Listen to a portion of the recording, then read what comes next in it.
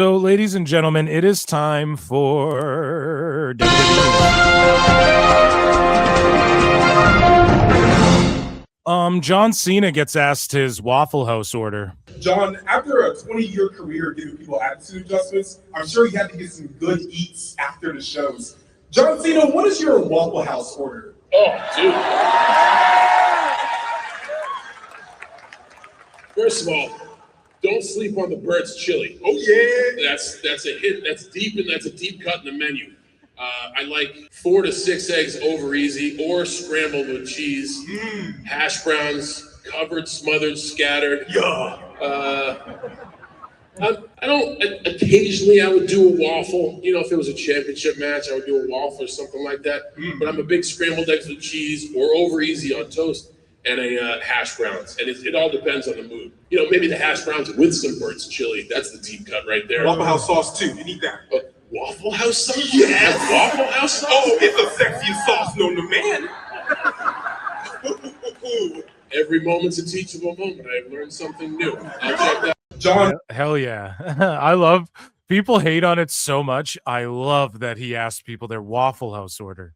It's a great bit. Moving along here. Shout out Muscle Malcolm. So in other little fan, or this isn't fan news, I guess, but it's Mark Henry was at the San Antonio Spurs game, and he was gifted the iconic big gold World Heavyweight Championship. That boy icy. Oh, really? All right. I used to be live. I used to be somebody. I was a contender. Somebody gonna get their ass kicked. Somebody gonna get their wig split. Beat him up, break his neck. So Fanatics will be launching Fanatics Studios, and among the projects included are an unscripted culinary series with the Usos that will be distributed across WWE's YouTube channels and social media platforms. A cooking show with the Usos. That's the thing with wrestlers. You can kind of grab them and then just make them do just pro wrestlers in general. You can take them and then have them do things, and then it's like, oh, look, a pro wrestler doing this thing.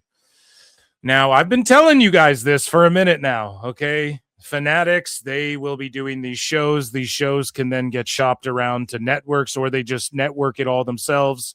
However they do, whatever they choose to do. Podcasts, Netflix is getting into the podcasting. And Fanatics now with their own studios and doing their own shows, and possibly a cooking show with the Usos. That's cool. And it's going to open up opportunities for like writers, and maybe some comedians out there can Tony Hinchcliffe can pair up with a wrestler and do like I don't know, we do stuff. We throw axes, or we whatever the. And yeah, good on them for doing that. You can't tell me Jericho doesn't want to be a part of that either, and doesn't want his own TV show, and something that Tone and them can't offer him. That's Rockstar. So I'm interested in seeing an Uso. Actually, I don't know how interested I am in that. I got to be honest. Them cooking, like, do they have an affinity for cooking? I just don't know. Moving along here, let's get into some NXT news. Or actually, let's go to like Netflix/WWE/ how popular WWE is news. Well, yeah, let's start with the Netflix or the NXT stuff. Pardon me, and then we'll. I'm all over the place here, but we talked about it earlier. You know, there's NXT call-ups, and then there's like NXT call-ups.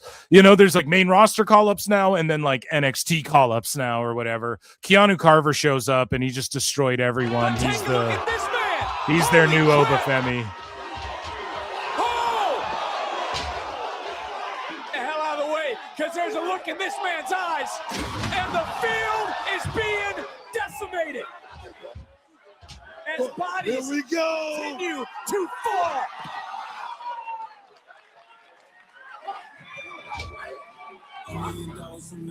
And so he's been on Evolve, and he's crushing it. And he's not even the next Obafemi. He's the first Keanu Carver. You know, he's their destroyer right now, is I guess You know, that's the word I use for the main roster when I say, like, how many destroyers do we need? He's their destroyer right now. I think Jasper Troy is kind of in that, but I think they know that he just needs a little more work, and he's like the speed champ. Does he still have the speed title? I don't even know what's going on with all that, but I would say him and then Keanu Carver both next up is like, who's going to fill that void of being like a destroyer?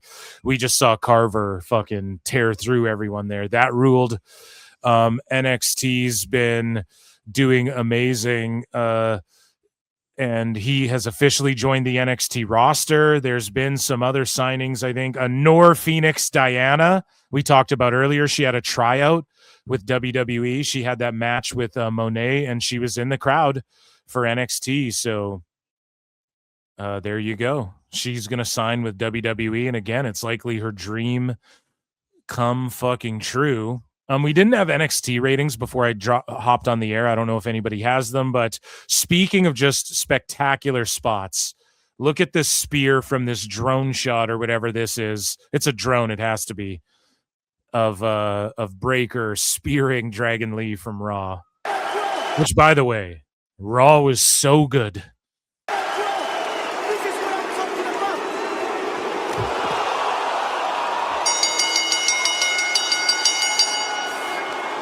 And JJ, I was on, like, listen to the crowd. I was on JJ's show, and he was fucking telling me Breaker ain't shit and all this stuff. I was having none of it. Make sure you guys go check it out. Full Circle Radio Network. Go to like 2:30 or some 2:35, I think, and we debate for like an hour. Well, the whole show's really good. We did like 3 hours, 3+, and the whole show's really good. But yeah, your boy Phil went to duke it out for NXT and Obafemi and Breaker. He was just shitting on Bron Breaker. Like, how can you tell me this guy ain't the truth?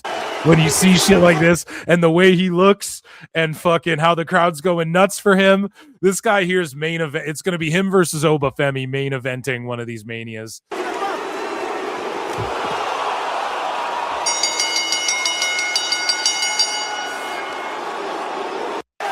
Ah, man, he's $1 million. That's $1 million, pal. You gotta love it. Another call up here. Eli Knight. You guys remember we covered some kid's YouTube channel. Pause. Let me explain. There was a kid. He's a WWE fan. He's a pro wrestling fan in general, and he has this YouTube channel. I would plug it. I forget the name of it. This is like a year ago, even more. And he was talking about Eli Knight, and he's like, this guy's got, and it's this little kid breaking down like why Eli Knight is going to be the future of wrestling. And he's this big WWE stan, this kid, and this little clip of him kind of went viral. He highlighted like, I can't remember. It's like 5 wrestlers to look out for, and Eli Knight was his top pick. And then you fast forward a year, and this fucking kid, you look at Eli Knight, and you're like, hell yeah, man. He's already with NXT, and he's doing a great job as well. And whoever that kid is, WWE, hire him up as a talent scout, okay? I'm pretty sure like everyone that kid talked about got ID'd or is in AEW or some shit right now, so yeah, shout him out and keep an eye on Eli Knight. Moving along here, we're talking about popularity and numbers and ratings and all of that. And Rikishi had this to say. And I brought this up earlier, the way TKO treats UFC and how, you know, the Apex is now called the Meta Apex and everything. It is very corporate, but that's what all this shit is, right? It's all, you're just trying to draw money. And with TKO, yes, UFC has felt very soulless. I understand if people think that WWE isn't like it was in the Attitude Era, because it's not. I think it's much more sports based though than any other pro wrestling company right now. I think you can look at the Super Bowl or a Monday Night Football game and compare it to WWE's production, and with all the ads everywhere. You watch a hockey game, there's ads fucking everywhere, you know? And even Nuge used to do this and does do this, and everyone's selling ads. So everyone's corporate. If you're on TV, that's the point of it. You're trying to sell shit on TV. But it's getting to a point where, you know, Rikishi and some of these wrestlers can't get tickets to come see. And Bret Hart's like, oh, you know, they didn't give me a ticket for that SummerSlam and that there. And, you know, Yeah, these Triple H is a jabroni, you know. Rikishi, he's always shitting on WWE. He's always shitting on TKO.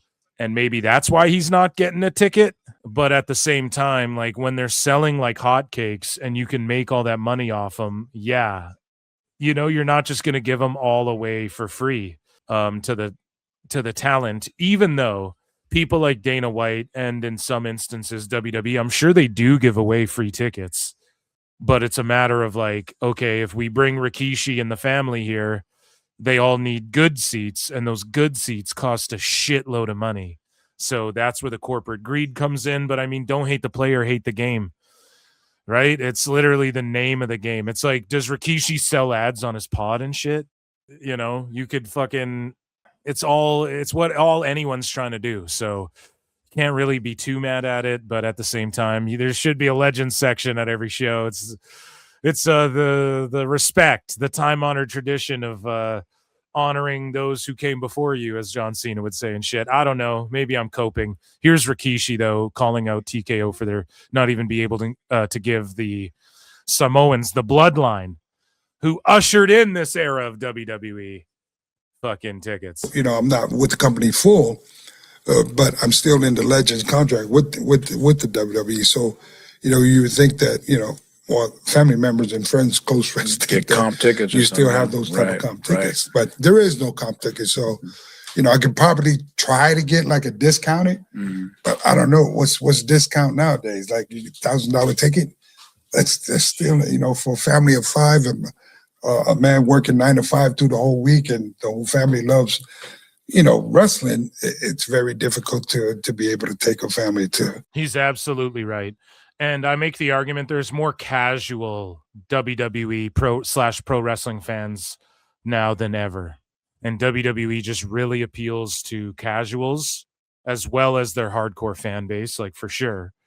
But they figured out the sweet balance. And until the tickets stop, and this is the problem the UFC's having right now. Not that it's a problem. Like, I think WWE's still doing great shit, man. Like, I'm into Gunther and AJ. They had a banger of a match. I'm into a lot of the characters in WWE. I'm way into a lot of the PLE matches. I think they knock it out of the park. I think they're just I dig the whole John Cena retirement tour. That's me, though. Maybe I'm a wacko. I don't fucking know. I'm super critical of SmackDown lately. I don't think SmackDown's cooking as hard. I just got to be honest there. So it's not like they're doing 100% flawless victory. WWE couldn't improve in some ways. For sure, everyone and everything can improve. They're not on like this stellar run, but when you look at it objectively, any measurable aspect, they are fucking on a stellar run. And it's like how do people explain it? The Lakers come into town. You know, it's just a roster of superstars. A bunch of them are movie stars now as well, and they're working full time, and they're in fucking like blockbuster A movies and shit now, or perceived that way, or are going to be. Like Street Fighter I think it'll do really well. I think it's one of these action movies that'll do well, and I think some people who are looking at the trailer shitting on it, I think they'll like it when they see it. Rikishi is right though, like the 9 to 5, the working class guy. It's tough, you know, and I totally get that. At the same time, until they stop selling tickets, they're not going to stop charging as much as they are for them. So, and this just means that wrestling is hot, and this means WWE's really hot, and this means your sons are going to make more money and shit. So I would be happy for that. And as far as like as a wrestling fan, it's an indicator to me that wrestling's like more popular again, and I like that, you know. I am happy when that's the case. Personally, as a fan, I'm like, awesome.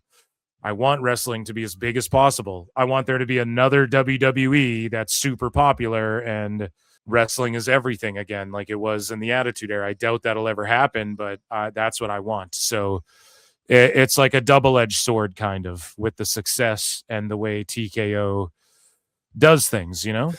You know, to events where, I know back in the day for us, man, yeah, tickets like $25, $50. You know, I don't know, front row seats was $75 or something like that, you know?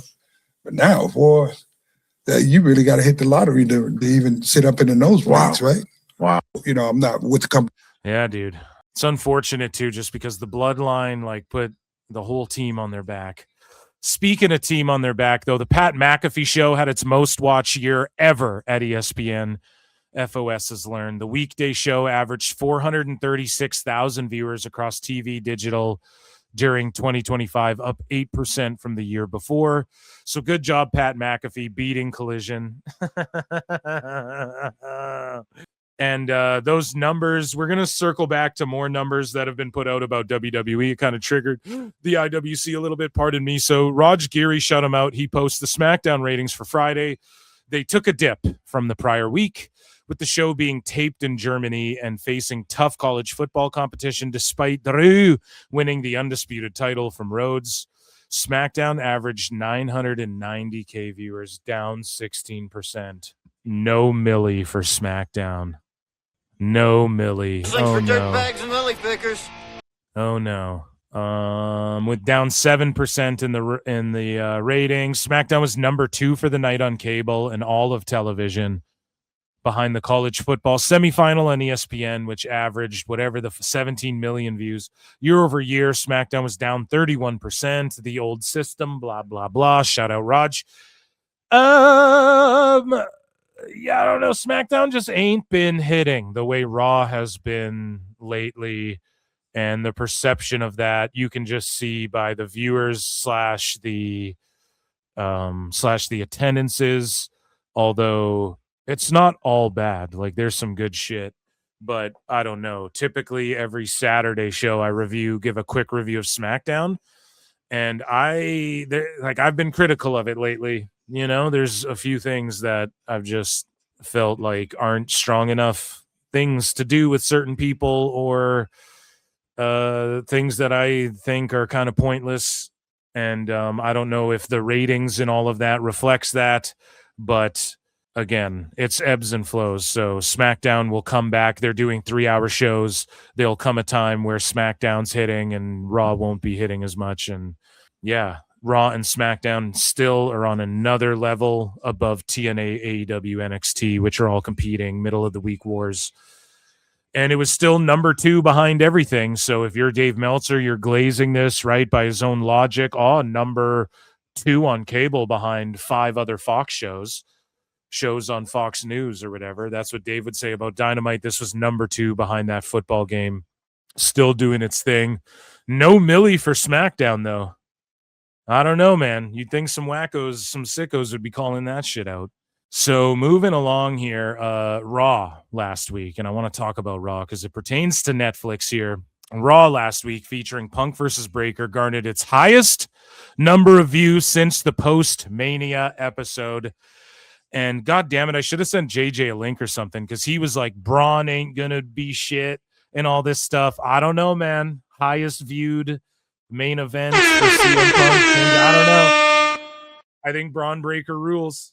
But Breaker versus Punk garnered its highest number of views since the post-WrestleMania episode. The show scored 3.2 million views globally for the week, with 5.9 million hours viewed per Netflix data. It was the first time since December 8th that the show ranked in the global top 10. While the views were the highest since the post-Mania episode, the hours viewed were the highest since the post-SummerSlam show. The show ranked 6th for the week in the U.S., up from number 8, 10 globally. It was 3 in Canada.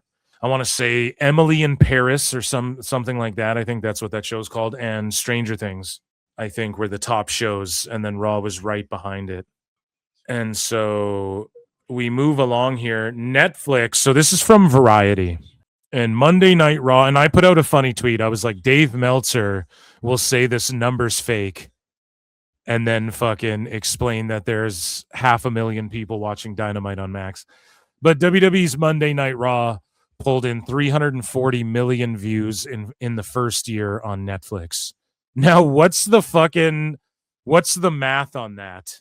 Like 340 divided by 52 would be how many views it does per week. So Netflix has announced that audiences have watched 525 million hours of WWE content in the first year of their deal. Raw accounted for 340 million views, while 185 million views were attributed to internationally broadcasted PLEs. So that's pretty crazy, I guess, if we're to believe all of that up front, which, I mean, it's coming from the source.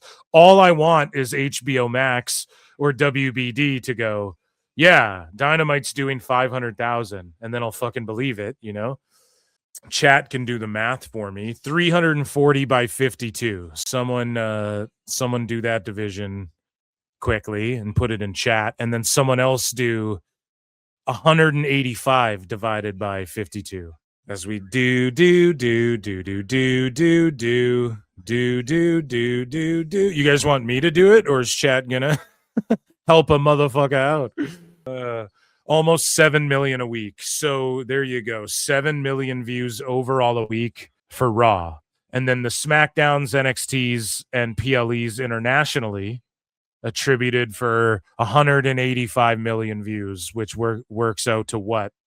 And then, no, you can't even do that weekly because it's scattered across weekly and monthly if you're accounting for PLEs and whatnot. So just don't even bother doing that, because that would give us nothing. See, Meltzer would do that and then like report that he had math, and then people would have to point out why that doesn't even make sense. But I don't know, this kind of triggered people. You start to see some sickos who are kind of defeated. Like I saw this one guy, it's probably in the sicko segment, but he was like, I just don't get it because Raw keeps drawing so much. And it's like, I know you don't get it. Like, this is what we're trying to say. You motherfuckers don't get it. And like, if Tony didn't want to do, if the shoe was on the other foot, you'd all be so happy. And this is what Tony Khan wants for AEW. Otherwise, he wouldn't be on TV and shit. He wouldn't waste his time doing this. Right? And like, we just got to call a spade a spade. WWE is clearly the one above all else. You know, you guys can duke it out over 2 A, B, and C, but yeah. So shout out WWE crushing it on Netflix. They, of course, are getting the back catalog of a bunch of shit. And you see sickos, like I saw Brock Lesnar guy doing the classic tweet, why aren't all the Raws uploaded? And it's like, buddy, you're taking another L. I thought you hung your jersey up. Like, no, Brock Lesnar guy's chill. But it's just like, bro, no, they are not. You don't need every obscure Raw. Okay, you don't need every single Raw. If there's a segment you are dying to see or an episode, I guarantee it is uploaded somewhere. WWE's got it on the vault already. If there's any match or segment you really need to see, and like, I'm not hating on people doing rewatches and shit, but I don't know, man. I don't fucking know. You just really have to think about it logistically. And again, this is why streaming has to say, well, in total, people viewed this many hours of WWE content. That's the only way you can justify having a random Raw from 2010 uploaded to the server that gets 1 view a month. You know, like, there's no other way to justify taking up fucking server space and doing. And as a fan, I get it. I'm with you. Yes, I wish it was all just upload. I wish WWE Network still existed and it was just all uploaded in one spot for free as a fan. But business-wise, you know what I mean? You got to think about it. That's just how Netflix is approaching it, and I don't got to like it. But let's be honest here. Are you keeping up with Raw every week while rewatching the entire back catalog of Raws? Unless you're that Wrestling Bios channel, fuck off, you know? Unless you're doing it to fucking make those videos for historical purposes. It's like any match you really need to see, you can find, I guarantee you. So in Logan Paul's latest video, it shows the WWE 2K26 logo, which features the old Scratch logo.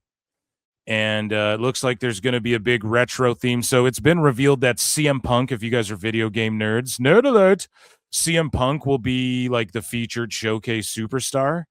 And they are using the Scratch logo to promote 26. So perhaps more of an Attitude Era influence. I would love if that was the case. We know that Nick Khan is a big like ECW mark, and he got New Jack in this last game and all this shit.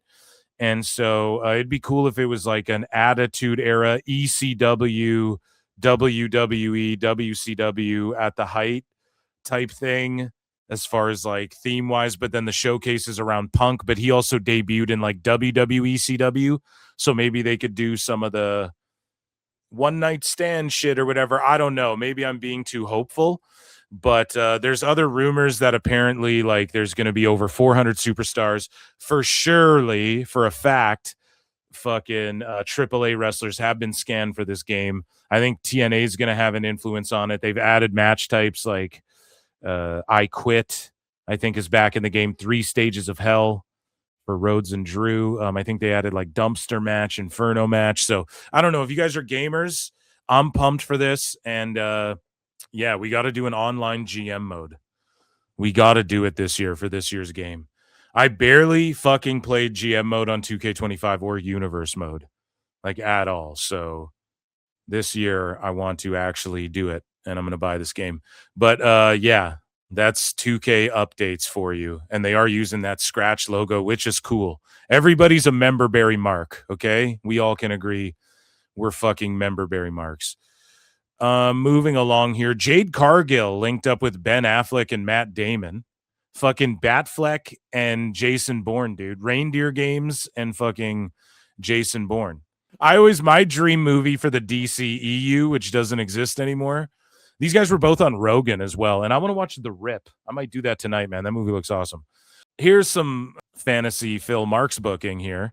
I always wanted to see in the DCEU like Affleck as Old Man Batman, right? Which he's slowly becoming. And then you do like a crime thriller, like a grounded Batman crime thriller superhero flick.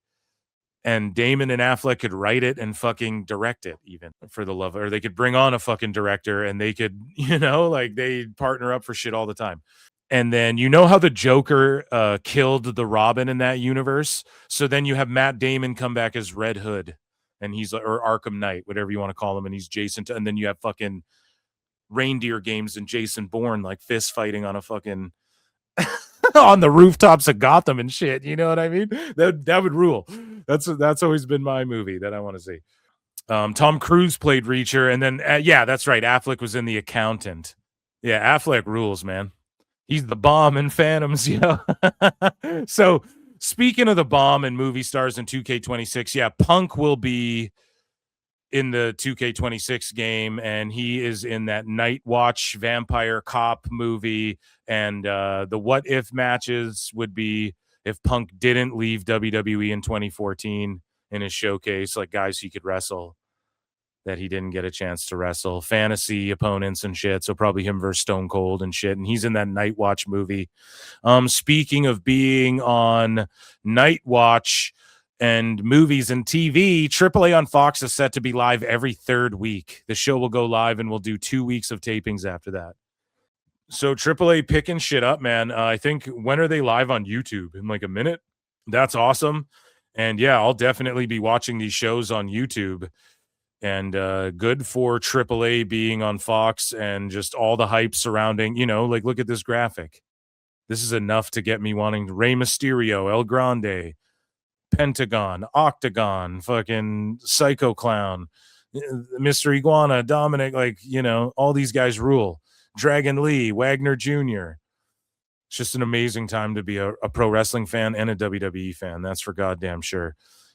Speaking of which, Triple H wrote a column for Fox News on the importance of physical fitness. And he says, it doesn't matter if you can't play the game, do a single pull-up, push-up, or sit-up. It matters if you try. If you keep trying, you will play the game. Working out will give you discipline. Discipline will give you confidence. It will open up a door to the possible. That's what this is really about. Time to play the game. A physical fitness regimen changes you as a person. It changes the trajectory of your life. So I'm asking on behalf of the president, are you ready? Do. So yeah, speaking of physical fitness, Nikita Lyons dropped a video of her getting in shape. She will. Whoa, and then So she's just hitting a twerk and then running punch and then.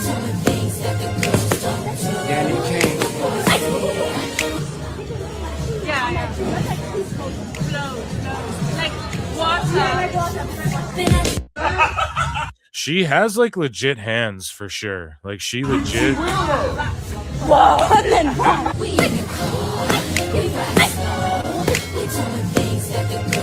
Like she keeps her hands a little low. I'd be telling her to keep her guard up a bit better, but she's throwing. Like. yeah. Like water. Yeah, I don't know, man. In ring, I don't know if she's improving at the rate people expected. Like when she went viral and shit for like doing the splits on, you know, some other wrestler. I can't remember NXT 2.0. She like went viral. I don't know if she improved as quick, but she is improving. And like, you know, her being in Evolve is the right place. But I've said it a million times. She could just be a fucking valet who they cheat by. She just like nunchucks you when you're not looking, or she just wheel kicks someone from behind when the ref isn't looking. And then, you know, and she can just look sexy at ringside and fucking wheel kick a dude, black mass them when they hit the rope and the ref's distracted, and then get her tag team the win or whatever from the outside of the ring. I think she could be effective that way. But yeah, good on her, I guess, staying in shape for sure. TKO has plans underway to introduce 2-night pay-per-views in the future. So again, your boy Phil don't miss. In 25, I told you guys that come 20, I was like, it ain't going to happen right away, but like, you know, in the next couple, we're going to see Survivor Series 2-night. Everybody saw the writing on the wall. It's not like fucking, you got to be Phil Stradamus to have seen this coming. But Rumble, I told y'all they're gearing up, man. Survivor Series and Rumble, they're gearing up to make these 2-night affairs. There's no question about it. No doubt about it. You have the women's Rumble on one night, the men's Rumble on one night. You have women's War Game on one night, men's War Game on one night, traditional on one night, traditional on the other night, Survivor Series. The big four, Mania, SummerSlam, Rumble, Survivor Series, 2-night affairs. I'm down with that. That's it, though. Don't make Chamber or Money in the Bank or any of these other ones. I know that they're going to, but at the same time, I'm going to stick with it. I think the big four should be the 2-night events, because the 2-night events make it seem bigger than just, you know, one PL. It's like it's 2 nights. It's a whole weekend people set aside and come together and party. It's like fucking the Super Bowl, if you will, but we get that 4 times a year for these big matches too that really mean something. And maybe War Games doesn't actually mean that much in the grand scheme of things, but still, it's a gimmick and it's the big four. So these are going to be 2-night events, and yeah, they're going right away. So I'm always like, I'll give it a cut. It could be like 27, but no, like 26, Survivor Series 26 and the 27 Rumble are at the top of the list to turn into 2-night format. So they're just going right away.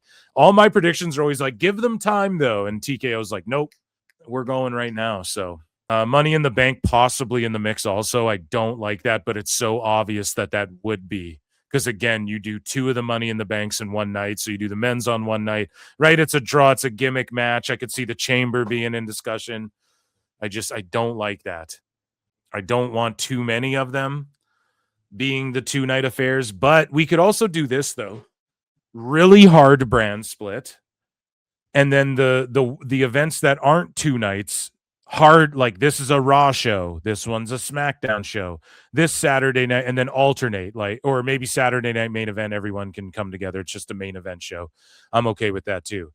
But if they went like hard brand split, all the 2-night shows and then Money in the Bank's 2 nights, and then you don't even need to hard brand split like tonight's the Raw show and tomorrow's the SmackDown show.